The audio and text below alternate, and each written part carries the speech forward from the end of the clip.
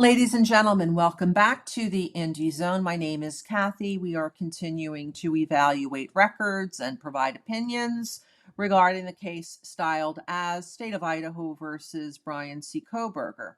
Would like to today direct your attention to an order that was entered on March 7th, 2023 in this case.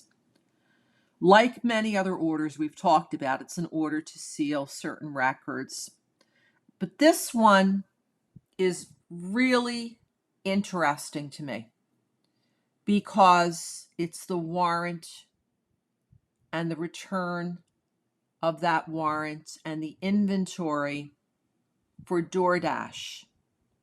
You'll recall earlier in this special series on this case, we addressed the fact that in the affidavit or the statement of Brett Payne leading to Mr. Kohberger's arrest, Detective Payne told us that one of the four victims, Xana Kernodle, received a DoorDash delivery just before 4 a.m.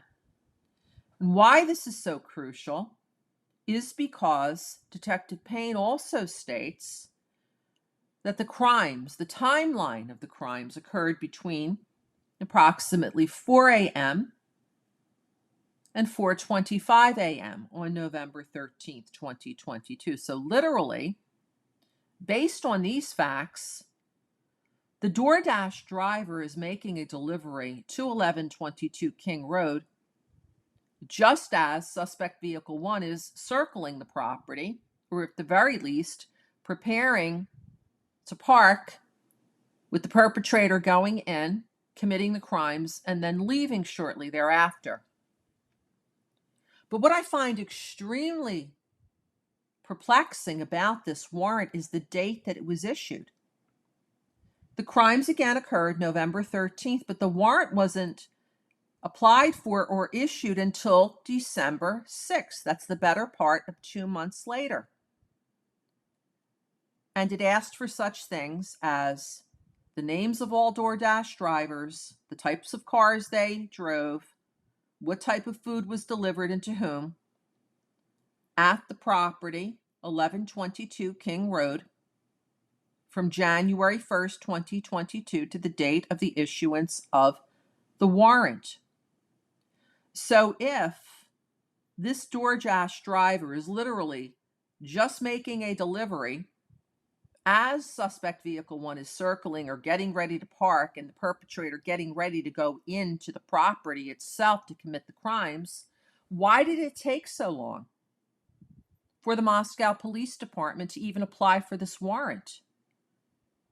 Was it because there was no evidence of a DoorDash delivery at the property when they arrived at 2 minutes or so before noon on November 13th, 2022, which was approximately 8 hours after the beginning of the crimes? Was there no evidence of a DoorDash delivery sitting outside that hadn't been picked up? Was there no evidence of food that had just been delivered anywhere in the house? No remnants, no bags or cartons that food came in with the name of the vendor? It is very confusing why such a crucial bit of evidence was not addressed for almost 2 months. And we don't at this time know the reason, because the inventory and the other documents are under seal. We still don't know what was returned by DoorDash because the order that we've referenced, dated March 7th, 2023, states that those records are to remain under seal. And as of today, June 2024, they have not been unredacted, nor has the question of why did it take almost 2 months to seek a warrant for those records been answered at this time. My name is Kathy. That will conclude this episode. I hope you will join us again.